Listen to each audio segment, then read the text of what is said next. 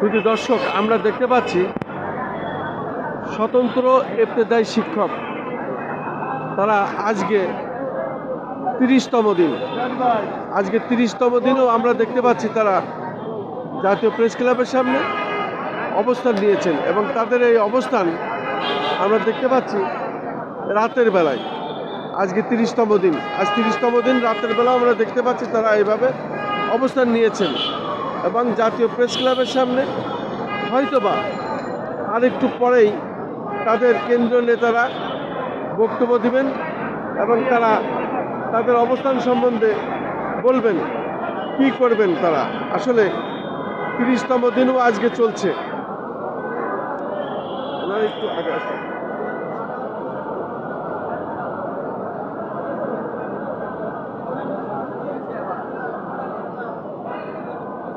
আজকে 30তম দিন এবং আমরা পাশেই দেখলাম নন এমপিও শিক্ষকরা তারাও এখানে বসেছে এবং তারা এখানে একটা সিদ্ধান্ত দিল যে আমরা আজ এবং আগামীকাল রাষ্ট্রের এবং জীবনের নিরাপত্তার কারণে আমরা রাত্রে থাকবো না। এবং আপনাদের 30তম দিন কি ঘোষণা আসতে পারে, যেহেতু আপনার অবস্থান ধর্মঘট আজ 30তম দিন রাত্রে এখনো আছেন, কোনো সিদ্ধান্ত আছে কিনা? আপনার নাম পরিচয় একটু বলেন, যেহেতু আপনি কেন্দ্রীয় নেতা। আমি আসাদুল আব্দুল জাহাদি, শিক্ষক জাতীয় কমিটির মুখপাত্র হিসেবে দায়িত্ব আছি। আমি 17 বছর করেছেন মাসুদ ভাই। আমরা 30 দিন লাগাতার অবস্থান ছিল, 29 দিন গতকাল থেকে আমরা অনশন ছিলাম। আজকে মাননীয় শিক্ষা সচিব মহোদয়ের অনুরোধে আমরা মন্ত্রণালয়ে গিয়েছিলাম বেলা 1টার দিকে। উনি আমাদের সাথে দীর্ঘ 1 ঘন্টা বৈঠক করেছেন, আমাদেরকে আশ্বস্ত করেছেন তিনি আমাদের গণসংশ্লিষ্ট প্রতিষ্ঠানের কার্যক্রম চালু করে দিয়েছেন। জেলা পরিষদের মাধ্যমে চিঠি প্রেরণ করেছেন, যুক্ত আসার সাথে সাথে তিনি এমপিও বাস্তবায়ন করবেন। পাশাপাশি আমরা আমাদের যে দাবি, দ্বিতীয় দাবি অনুদানবিহীন সহযাত্রী মাদ্রাসা যেগুলো, সেগুলো বিষয়ে আমরা একটা সিদ্ধান্ত চাইছিলাম। তিনি আমাদেরকে আশ্বস্ত করেছেন আমরা একটা মন্ত্রণালয় মিটিং করবে আগামী 2 দিনের মধ্যে। এখানে বাড়ির শিক্ষক হিসেবে থাকবেন, ডিজি মহোদয় থাকবেন, বোর্ডের চেয়ারম্যান থাকবেন, অর্থ মন্ত্রণালয়ের সচিব থাকবেন, আমাদের সচিব থাকবেন, সবাই মিলে আমাদের নেতৃবৃন্দ মিলে একটা আন্তর্জাতিক মন্ত্রণালয় মিটিং হবে। মিটিংয়ে অনুদানবিহীন যে প্রতিষ্ঠানগুলো রয়েছে সেই প্রতিষ্ঠানের বিষয়ে একটা সিদ্ধান্ত নেবে।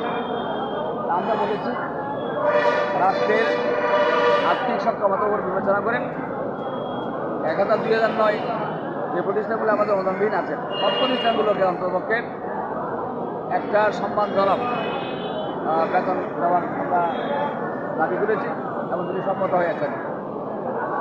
তিনি বলেছেন আমরা এটা ধারাবাহিক কার্যক্রম, এটা 15 পরে এটা চালু করবো। আমরা যেন আমরা হবে না, তার শিক্ষকরা তো অনুদানবিহীন শিক্ষকরা আন্দোলন করে, এরা তো মাত্রই যাবে না। কারণ এর আগে আমরা 14 সেপ্টেম্বর দেখেছেন অর্থমন্ত্রণালয়ের সচিব হুজুরে ছিলেন, রাহাত মান্নান স্যার ছিলেন, আবার এখানে আমাদের কারিগরি মাদ্রাসা শিক্ষা বিভাগের অতিরিক্ত সচিব মাসুদ স্যার ছিলেন। এটা বলার পরে শিক্ষকরা কিন্তু হইতে শুরু হয়েছিল আমরা সবাই থাকি হয়তো আমরা আসে বললেও এখানে শিক্ষকরা যাবে না যতক্ষণ পর্যন্ত তারা একটা লিখিত গ্যাজেট না পায়। এটার জন্য তো দুই স্যার বলতে আমার উচ্চতম কমিটির আমার রয়েছে। আমরা বলতে না ঠিক আছে, যেহেতু আপনার উপর শিক্ষক মহাজন আছেন, উনি সহ সবাই মিলে যে একটা মিটিং করে আমরা সম্মিলিত সিদ্ধান্ত নিই, এমন সিদ্ধান্ত এটা আমরা মেনে নেব। আমার শিক্ষকরা মেনে নেবেন, তারা খালি হাতে কেন ফিরে যাবে না। কিন্তু দিন দুটো ভালো খেয়েছেন, অনেকে অসুস্থ হয়েছেন, অনেকে মেডিকেলে আছেন, তারা অনশন শুরু করেছেন। অনশন যদি লাগানো চলতে থাকে তো অনেকে না খেয়ে মারা যাবে। এই দাবিটা আপনি তিনি অনুরোধ করলেন যে আমরা আপনাদের দাবির সাথে সহমত আছি, আপনারা অনশনটা ভেঙে দেন। আমরা বলতে অনশন আপনারা হয়তো অনশন বাঁধব, অবস্থান থাকবে। ও আচ্ছা আচ্ছা, আমাদের অবস্থান চলবে। অনশন আমরা আবার রুদ্ধ করলাম, আগামীকাল থেকে অবস্থান আমরা আগেরটা লাগাই দিচ্ছি ব্যানার। আচ্ছা আচ্ছা আচ্ছা, আমাদের অবস্থান চলবে। এর মধ্যে 2 দিন সময় নিয়েছেন, এই 2 দিনের মধ্যে যদি তিনি আমাদের একটা সুন্দর সিদ্ধান্ত দিয়ে থাকেন অনুদানবিহীনদের জন্য, তিনি কি অনুদানবিহীনদেরকে অনুদান দেবেন না, এনজিও গণবিদ্যুৎ দেবেন। আচ্ছা, এটা দেখ একটা জিনিস তো পেতে হবে, কারণ এই আন্দোলন আমরা বলেছি এরা আন্দোলন করেছে আপনার জানুয়ারির 19 তারিখ থেকে। আপনারা 26 তারিখ আমরা গণবিধি নিকালাম, পুলিশের লাঠি খেলাম, মাথা ফাটলো। এরপর আবার গত মাসে আবার আমরা দেখেছি আমরা 28 অক্টোবর তাও আমরা লাঠি মেরে খেলাম, পুলিশের লাঠি চাষ খেলাম। আমাদের অনেকে অসুস্থ হয়ে অনেকে হাত পা ভেঙে গেছে।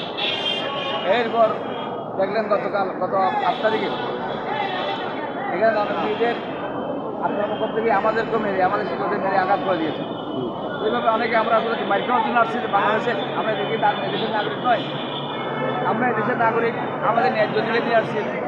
আমরা পুলিশের লাঠি মেরে খেলাম, আর কত লাঠি মেরে গেলেন, আর কত মাথা মারলেন, আর কত লক্ষ্য ধরলেন, আমাদের দাবি পূরণ হবে। তখন তিনি বললেন না ঠিক আছে, আমি আপনাদের দাবি সাথে একমত পোষণ করলাম, আমাকে একটু সময় দেন, আমি স্যারের সাথে কথা বলে কথা বলে হবে না, আমরা সহ যৌথভাবে আন্তঃ মন্ত্রণালয় মিটিংয়ের মধ্যে সিদ্ধান্ত হবে।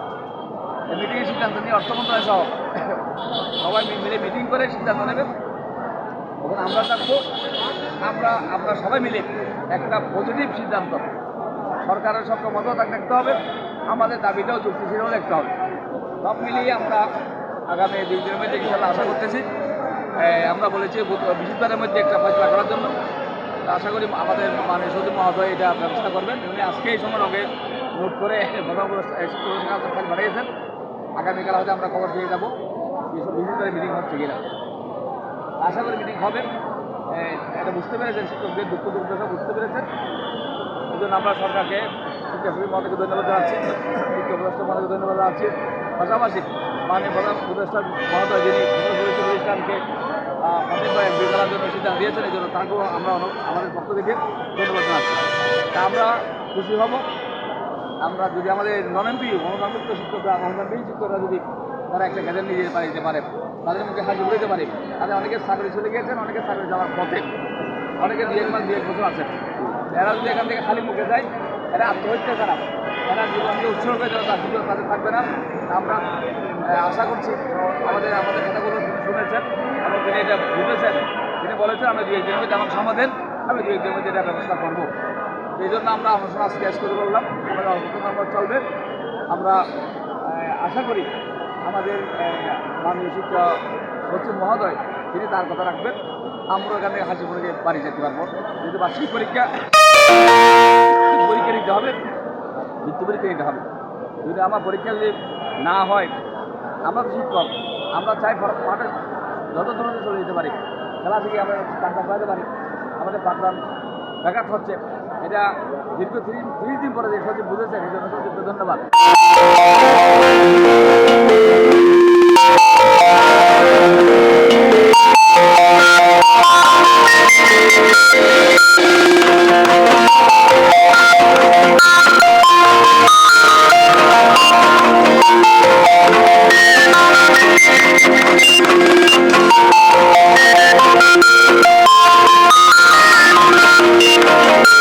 কষ্ট করার জন্য আমি অনুরোধ জানিয়ে, এবং আপনারা যারা মিডিয়ার বাইরে যারা আজকে আমাদের কথাগুলো, শিক্ষকদের দুঃখ কথাগুলো আপনারা লেখনের মাধ্যমে, আপনাদের ভিডিওর মাধ্যমে যেভাবে মিডিয়া প্রচার করতেছেন, প্রচার করে আপনারা সবাই বাকি হবেন। আমরা হয়তো আপনাদেরকে করতে পারতেছি না, তারপর আপনারা আপনাদের পক্ষ থেকে দায়িত্ব পালন করতেছেন, এজন্য আপনাদেরকে অভিনন্দন। পাশাপাশি প্রশাসনের বাইরে যারা সহযোগিতা করছেন তাদেরকেও ধন্যবাদ জানাচ্ছি।